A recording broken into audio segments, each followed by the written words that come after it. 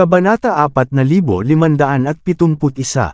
Tinapik ni Cade ang mukha ni Harlem bago nagsalita. Bibigyan kita ng pagkakataon. Lahat ng mga lalaki, gumapang at umalis na dito. Lahat ng mga babae, manatili. Si Amani at ang iba ay natakot, alam nilang magdurusa sila sa lalong madaling panahon. You're crossing the line. Tatawagan namin ang mga pulis. Ang alipin ni Harlem ay nagngangalit ang kanyang mga ngipin, masisira ang kanyang reputasyon kung gumapang sila at iwan ang mga babae dito. Bago pa niya mailabas ang phone niya, lumapit ang isa sa mga tauhan ni Cade at hinawakan ang braso niya. Oh, maririnig ang hiyawan ng sakit na nakaagaw ng atensyon ng lahat. Sa ilalim ng utos ni Cade, ang iba ay lumakad at binugbog ang lahat mula sa bansajay hanggang sa lupa. Umangat si Cade, at tinaas baba si Amani. Napangiti siya. Not bad. You look pretty good. I'll have a good time with you. Nagpapanik si Amani. Siya ay mula sa industriya ng entertainment, at hindi siya isang inosenteng babae. Gayunpaman, ang mga lalaki na nagnanasa sa kanya ay kailangang ligawan siya ng mahabang panahon bago siya makuha ng mga ito. First time niyang makakita ng kasing yabang ni Cade. Likas niyang sinubukang tumakas. Sabay tingin niya kay Harlem na nagmamakaawa. Ipinagmamalaki niya ang kanyang lakas na parang wala ng bukas. Umaasa siyang hahakbang siya at protektahan siya. Ito ay isang kahihiyan. Hindi man lang mangangahas si Harlem na gumawa ng ganoon. Siya ay kinagat ang kanyang mga ngipin, gusto niyang manampal, ngunit alam niyang hindi siya kalaban ni Cade. Magkakaroon siya ng kamatayan kapag makipaglaban siya kay Cade. Kaya naman, walang pagpipilian si Harlem kundi ang lumuhad sa lupa. Ang pag-asa ni Amani ay nauwi sa kawalan ng pag-asa. Hindi niya akalain na ganito pala kaduwag ang lalaking tinitingala niya. Ang dami pagmamayabang niya kanina, ang sama ng tingin niya ngayon. Mabilis na umiwas ng tingin si Harlem sa kanya, kumpara sa kanyang dignidad, natural na mas mahalaga ang kanyang buhay. Masama kung magpabiye siya at mamatay dahil dito. Palaging maraming babae sa paligid na hahabulin, ngunit kailangan niyang mabuhay para mangyari iyon. Inilipat ni Cade ang napakagandang mukha ni Amani sa kanyang panga, at sinulyapan siya ng ilang beses bago inilipat ang kanyang tingin patungo sa kay Cynthia. Siya ay may nakakapreskong pabango na katulad ng isang hindi nabahira na bulaklak na higit na nakapantay kay Amani at sa iba pa. Wala sa mga kilalang tao ang maaaring ihambing sa kanyang hitsura, figure, o aura. Tuwang-tuwa na itinulak ni Cade si Amani palayo at humakbang pasulong na nakapikit. Ngumiti siya at hindi pinansin si Harvey na nakatayo sa likuran. Ang mga lalaking nakapaligid sa iyo ay todo tahol, cutie. Walang magagawa sa kanila. Pero iba ako, responsable akong tao. Kung mananatili ka sa akin, ipapakita ko sa iyo kung ano ang pakiramdam ng magkaroon ng isang tunay na lalaki. I'll make you run wild. Hindi mo matitiis na magmahal ng ibang lalaki sa buhay mo. Inihayag ni Cade ang isang kahabag-habag na ekspresyon habang inabot niya ang kamay upang haplosan ang pisngi ni Cynthia, at tumatawa na parang demonyo sa parehong oras. Sampal. Itinapat ni Harvey ang likod ng palad sa mukha ni Cade nang hindi man lang tumitingin sa huli. Magagawa mo ang lahat ng gusto mo sa iba, pero papatayin kita kapag tinutukan mo man lang ng daliri ang babae ko. Ang mahinahon na mga salita ni Harvey ay tila ganap. Lahat ay naging patay na tahimik, na parang nagyelo ang bar sa kinalalagyan. Medyo nabigla si Cynthia, tapos, ngumiti siya ng mahina. Nag-aalala siya sa kaligtasan ni Harvey, ngunit naantig din siya. Hindi mahalaga kung gaano kahanga-hanga si Harvey, kahit na ang isang tinatawag na prominenteng figure tulad ni Harlem ay sumuko, si Harvey ay humakbang pa rin para sa kanya. Ito lamang ay sapat na upang ipakita kung gaano siya kahalaga sa kanya. Pagkatapos ng lahat, hindi lang siya nakikipaglaban sa isang random na gangster sa kalye, ang kalaban niya si Cade Bolton. Ang young master ng pamilya Bolton. Sa isang lugar tulad ng Golden Sands, tiyak na isa siya sa mga taong may pinakamaraming awtoridad. Na-realize ni Cynthia na hindi siya nagmahal ng maling lalaki. Isang bayaw lang na tulad ni Harvey ang nararapat sa kanyang pagmamahal. Sinaktan mo ba ako? Sigaw ni Cade, "How dare you?" Hinaplos niya ang bahagyang namamaga niyang mukha, na mukhang nalilito, hindi siya natauhan sa mahabang sandali. Natigilan din si Harlem at ang iba sa pag-aakalang naghahalusinate sila. Sina Amani, Kenzie, Dela, at ang iba pa ay ilang beses na sinampal ang sarili nila para siguraduhin hindi sila nananaginip. Kahit ilang beses nilang gawin, hindi na nila kayang gisingin ang sarili nila. Si Harvey ay katulad pa rin ng dati. Pero habang nakatingin sila sa kanya ngayon, parang naging ibang tao na siya. Noong nag-iinuman pa ang lahat, ang katayuan ni Harvey bilang isang tagalabas ay likas na minamaliit ng iba. Ngunit sa sandaling lumakad siya pasulong, isang nakakatakot na aura ang naramdaman sa kanya. Siya ay tumigil sa pagpapakita ng anumang pagpigil. Ito ay isang nakakagulat na tanawin. Ito ba talaga ang bayaw ni Cynthia? Talaga bang hindi siya prinsipe o young master ng isang mayamang pamilya sa halip? Hindi naman ganyan ang itsura ng mga ordinaryong tao.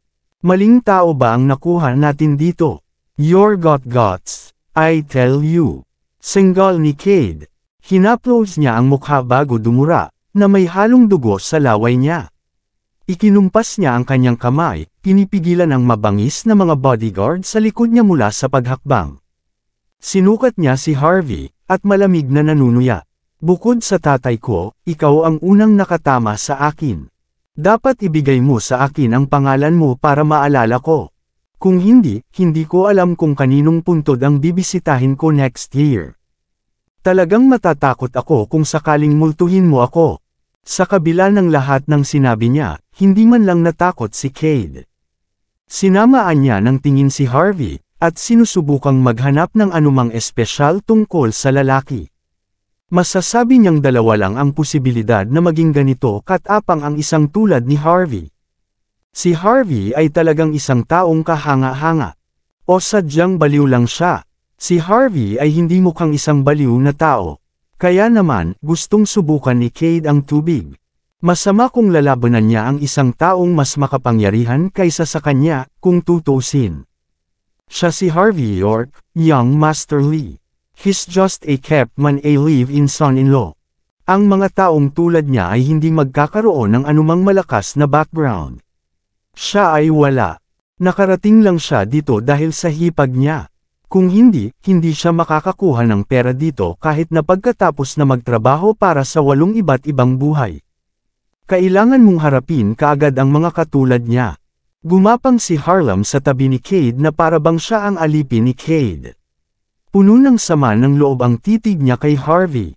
Sa isang banda, natatakot siyang mapatay siya ni Harvey sa pamamagitan ng paggawa ng isang bagay na walang ingat.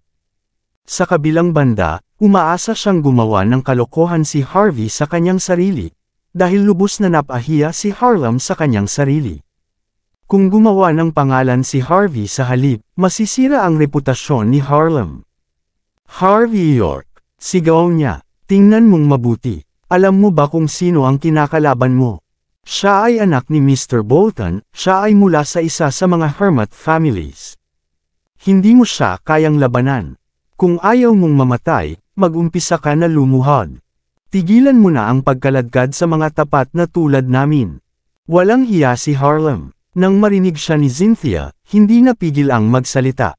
Walang hiya ka, Harlem. Si Amani at ang iba ay mukhang tuliro. Inaasahan nilang makuha ang proteksyon ni Harvey, ngunit sa parehong oras, ayaw nilang gawin iyon ng live-in na manugang para sa kanila. Lubos silang mapapahiya. Buo ang tingin nila sa kanya, kung tutuusin. Live-in son-in-law. Isang pinananatiling lalaki. Nanlilisik ang mga mata ni Cade sa galit. Mabuti kung sasampalan siya sa mukha ng mas makapangyarihan, aaminin na lang niya ang pagkatalo niya. Gayunpaman, natagpuan niya na ito ay lubos na kasuklam-suklam na gawin sa pamamagitan ng isang random na pinananatiling tao. Mas gugustuhin niyang lumunok ng langaw kaysa magdusa ng ganitong kahihiyan. Alam mo ba kung ano ang ginawa mo? Malamig na tanong niya, mariing tinitigan si Harvey. Alam mo ba ang kahihinatnan sa sarili mong kilos? Ang mga tao sa likod ni Cade ay humakbang pasulong at pumutok ng kanilang mga leeg, handang ilabas si Harvey anumang oras. Ngumiti din ng mahina ang mga babae sa likod niya. Marami na silang nakitang show-off sa buhay nila, pero first time nilang masaksihan ang isang kasing yabang ni Harvey. Gusto nilang makita kung paano siya magtatapos. Sampal. Sinampal muli ni Harvey si Cade sa mukha, saka pinunasan ang palad niya ng ilang tissue.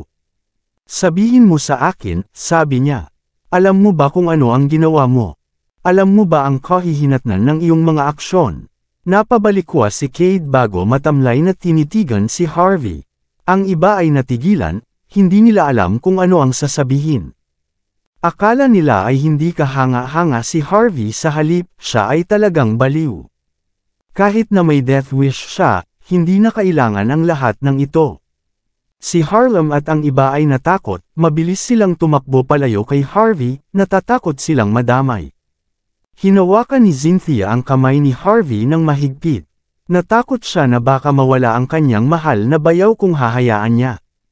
Hindi niya gusto iyon, pero kahit hawak niya ang kamay ni Harvey ay medyo natakot pa rin si Cynthia. Ang unang sampal ay maaaring bigyang kahulugan bilang pagtatanggol niya sa kanya.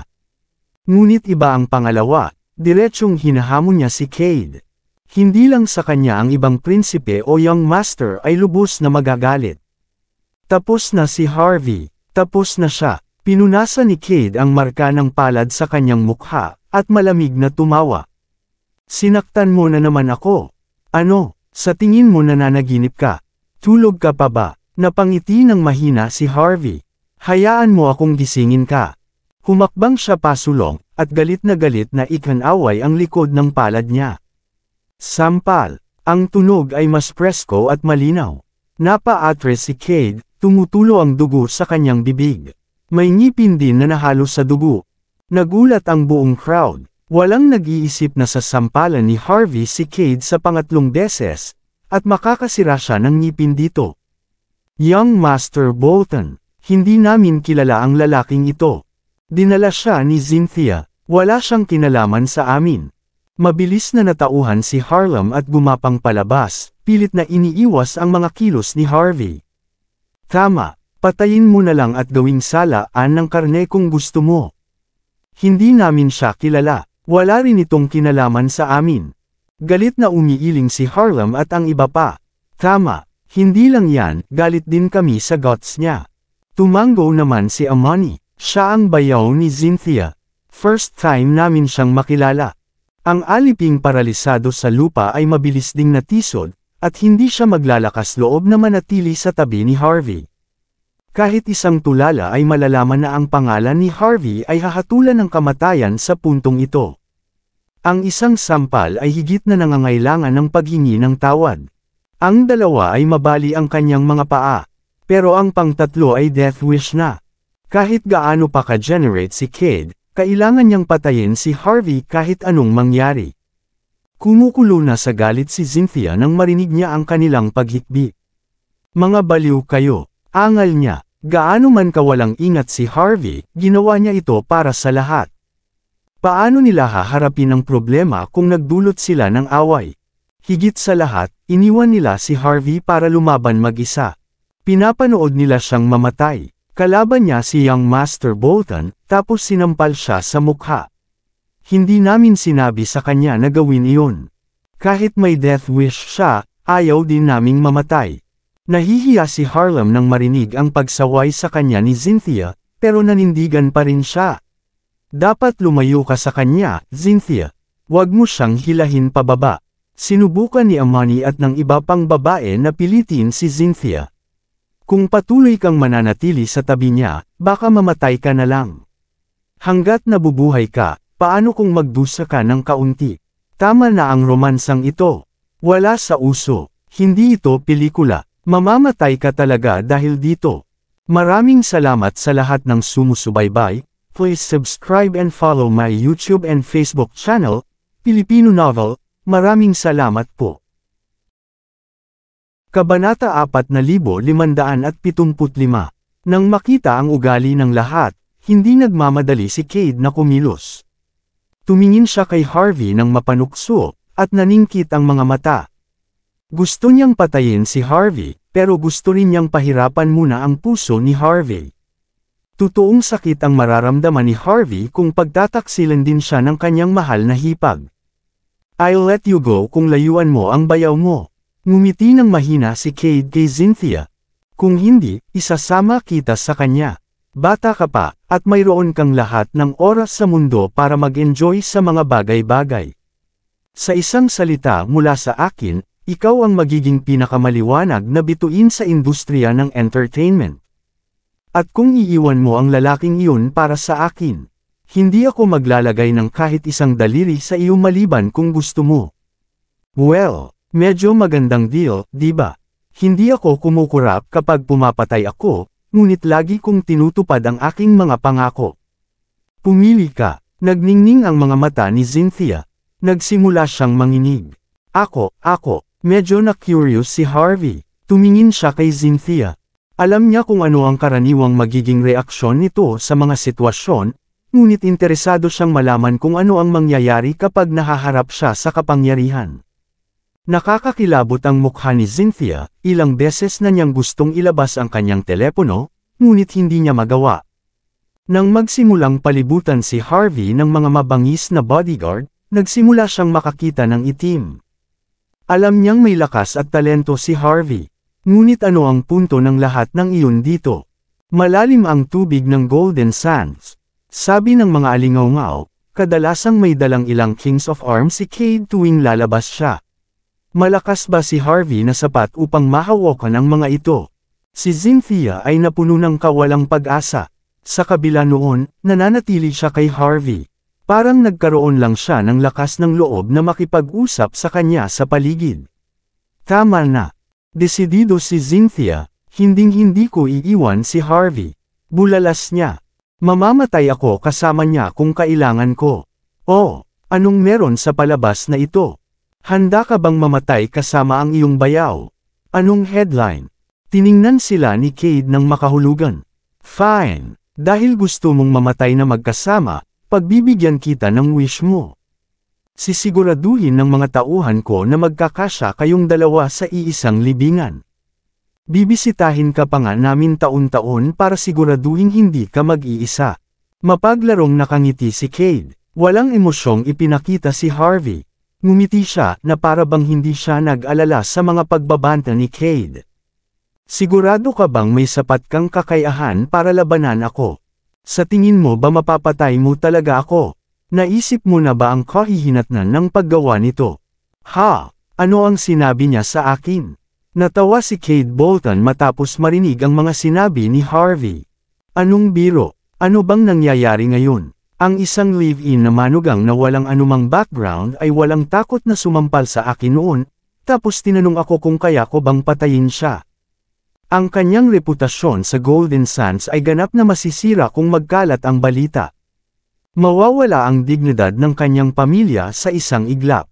Kung si Harvey ay hindi namatay ngayon, si Cade ay magiging pinakamalaking biro sa lungsod maaga o huli. Walang dalawang isip, nagpakawala siya ng nakakatakot na tawa. Ito ay masama. Tapos na siya. Wala nang paraan para ibaon ang palakol ngayon.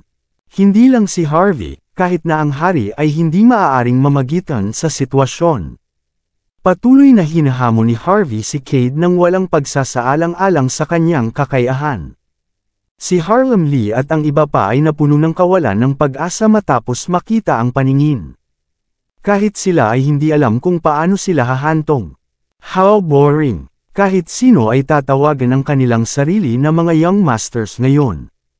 Napabuntong hininga si Harvey bago walang takot na kinaladkad si Cynthia Zimmer sa couch.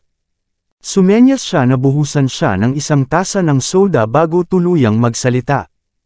Ang bait ng iyong ama, Cade, ngunit tiyak na hindi ka ganoon. Hindi ka ba natatakot na lumaban sa isang mas makapangyarihan?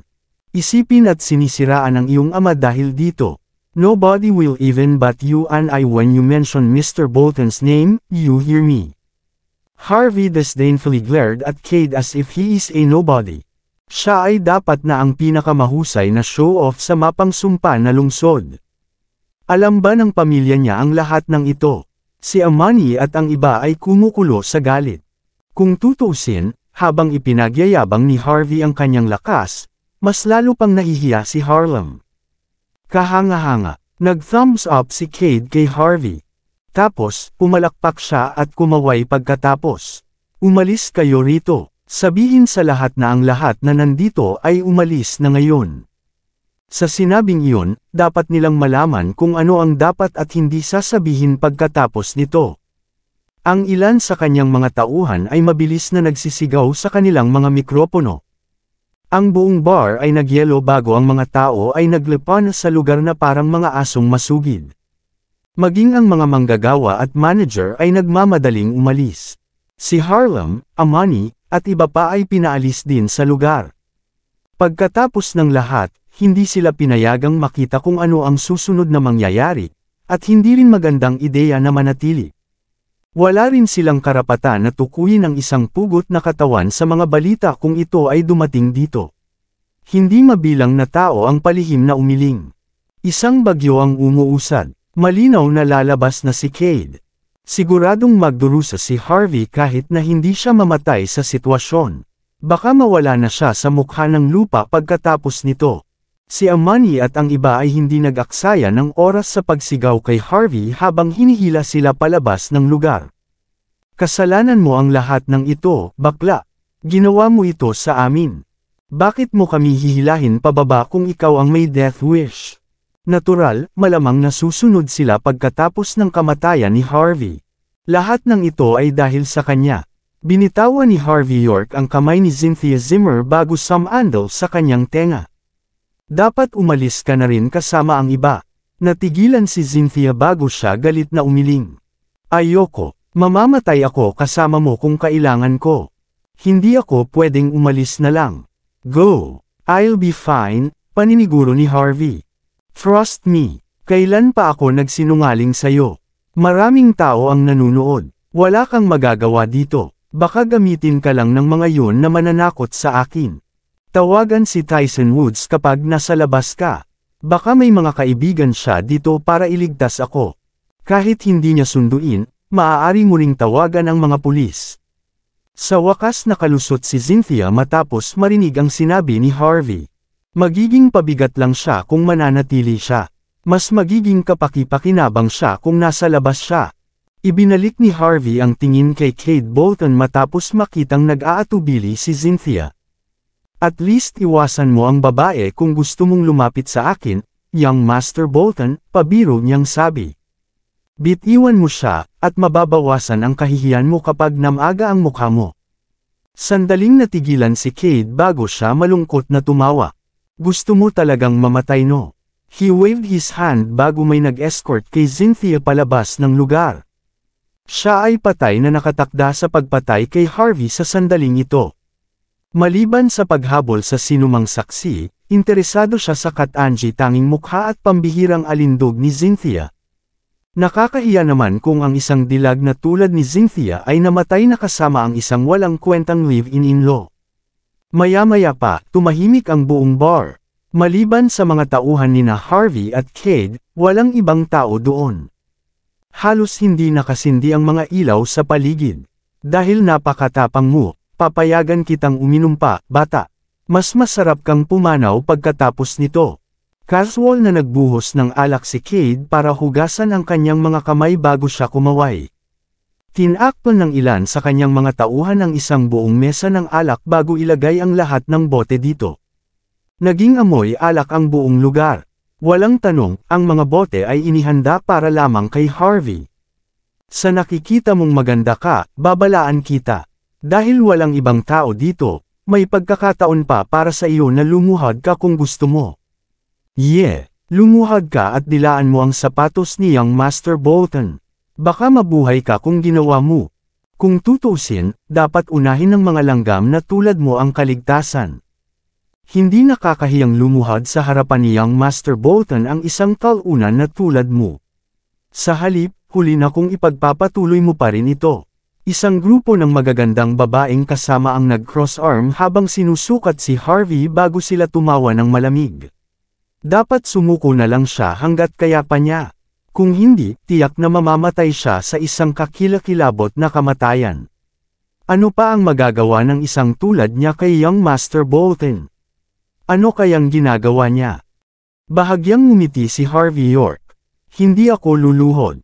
Siyempre, I would happily accept if you're going to do that instead. I'm a natural softie. I usually would go easy on the people who kneel before me. Inubos ni Harvey ang kanyang alak bago casual na ibinagsak ang tasa sa lupa. Ito ay isang ganap na gulo. Sinulyapan ni Harvey ang tanawin sa harapan niya, na parang gusto niyang lumuhad doon si Cade Bolton. Baliw talaga ang bastard na ito. Ang mga magagandang babae ay hindi napigilan na ipout ang kanilang mga labi sa labis na paghamak. First time nilang makakita ng taong ganito kagaling magpakita. Hey, ginagawa mo ba ang sarili mo para lumuhad? Ano sa tingin mo ang ginagawa mo? Humihingi ka lang ng parusa sa puntong ito. Pinaikot-ikot ni Cade ang bote sa kanyang kamay na may mahinang ngiti ng mahinahon siyang humakbang. Maririnig ang malalakas na bitek mula sa ilalim ng kanyang leather na talampakan. Kitang-kita sa mukha niya ang pananakot na ekspresyon. Harvey, tama ba? Dahil napakatapang mo, bibigyan kita ng kaunting paggalang. Mayroong halos 100 bote dito. Iuugoy namin ang bawat isa sa kanila sa iyong ulo. Kung hindi ka papatay noon, pakakawalan ka namin. Ngunit kung hindi ka pinalad, hahanap ako ng magandang lugar para sa iyong libingan. Magpapadala pa ako ng mga tao upang bisitahin ka bawat taon. Ang sabi, kapag gumanti ka o nakaiwas sa mga pag-atake, papatayin kita agad. See, I'm pretty nice, right? Isang nakakaakit na liwanag na nagmumula sa bote habang nagsasalita si Cade, at mahinang ngumiti. Sobrang gwapo, napuno ng paghanga ang mga babae nang tumingin sila kay Cade. Walang lalaking katulad niya sa Golden Sands. Tapos, hindi naman kasing dominante ang mga mas gwapo sa kanya. Ang mas nangingibabaw na mga tao ay wala ring hitsura upang makipagkompetensya laban sa kanya. Ligtas na sabihin na siya ay isang mataas na kalidad na tao. Kung ito ang magagawa mo, hindi talaga ito gaanong. Nag-click si Harvey sa kanyang dila bago casual na ibinaba ang kanyang braso pasulong. Isang gintong bagay ang lumipad palabas bago tumama sa marmol na sahig. Ang bawat tao'y likas na tumingin pagkatapos makarinig ng malakas na putok. Nagulat ang mga tauhan ni Cade. Nagyelo ang kanilang mga katawan. Napapikit si Cade nang may maramdaman siyang kakaiba sa hangin. Nakita niya ang isang badge na gawa sa purong ginto sa pamamagitan ng madilim na ilaw. Ang badge ni Azrael Bolton. Nang inag ang katawan ni Cade, at para siyang tinamaan ng kidlat. Naging matamlay siya. Likas niyang sinampal ang sarili sa mukha para masigurong hindi siya nananaginip ng gising. Ang gamit ay pag-aari ng kanyang ama. Iisa lang ang kahulugan ng badge. Ang makita ang badge ay nangangahulugang makikita si Azrael mismo. Anuman ang lugar o oras, walang exception. Kahit na si Azrael ay nasa parehong lugar, ang badge ay kumakatawan sa awtoridad na kapantay niya. Ang mga taong tinitingala niya at ng pamilya lang ang may karapatang humawak ng badge. Ang taong may badge ay walang iba kundi ang live-in na manugang. Hindi lamang ito isang nakakagulat na pagtuklas, ngunit naglagay din ito sa lahat sa hindi paniniwala. Si Harvey York ay tila hindi siya gagawa ng anumang bagay na mahalaga sa pamilya sa simula. Iyon ay sinabi, si Cade Bolton ay hindi na maglalakas loob na magalit. Huminga siya ng malalim bago nagpakita ng seryosong ekspresyon. Sino ka? Bakit hindi mo itanong yan sa tatay mo? Tila walang pakialam si Harvey nang panasan niya ang kamay niya ng ilang wet wipes. Nabuhay pa ang lola mo dahil sa akin. Naiwasan ng iyong ama ang isang assassination dahil sa akin. Kung gayon, sino ako sa tingin mo? Biglang nagbago ang ekspresyon ni Cade. Siya ay isang playboy na nagpapakasawa sa kanyang malaswa at karaniwang mayabang at nangingibabaw na tao. Ngunit hindi ito nangangahulugan na wala siyang pagmamahal sa kanyang pamilya. Sa halip, lubos niyang pinahahalagahan ang kanyang pamilya. Alam na alam niya ang nangyari sa pamilya. Sa mismong sandaling ito, natigilan siya habang ang kanyang mga mata ay galit na kumikibot. Ikaw si Master York. Nakakakilabot ang ekspresyon ni Cade matapos maalala ang sinabi ng kanyang ama.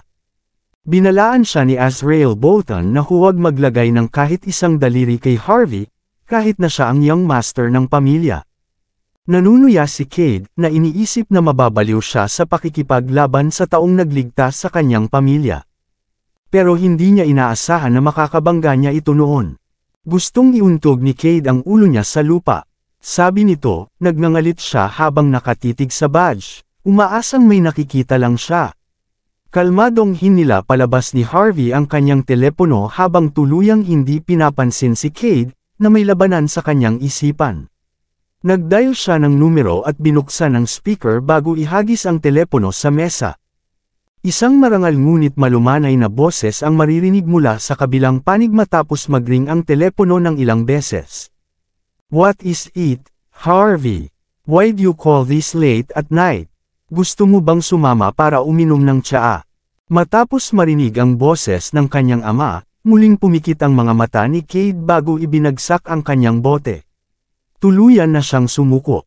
Tumutulo ang malamig na pawis sa katawan ng kanyang mga kasama. Ang mga mukha nila ay kasing putla ng isang multo.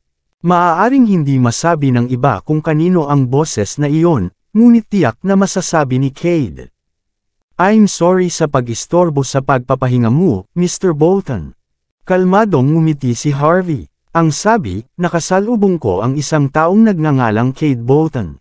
Sinubukan niyang agawin ang babae sa akin.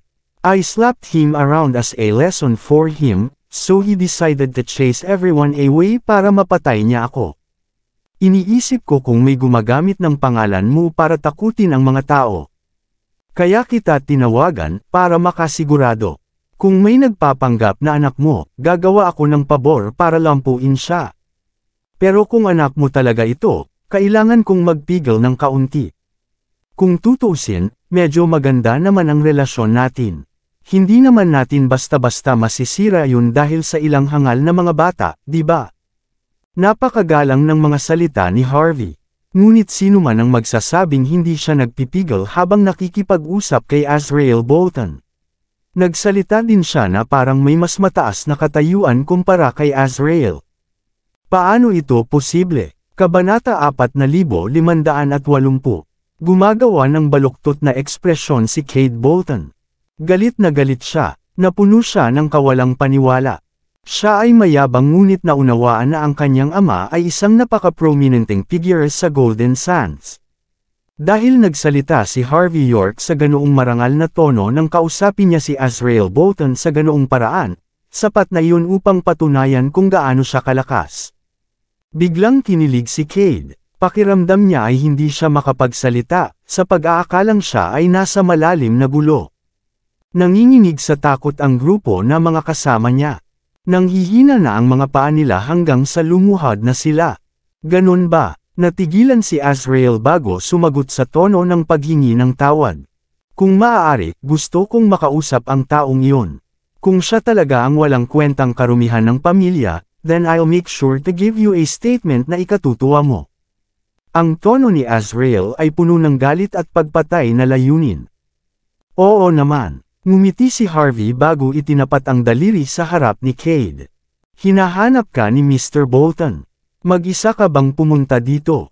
O gusto mo ako na lang ang pumunta dyan? Natigilan si Cade. Gusto niyang sumagot, ngunit hindi man lang siya makapagsalita.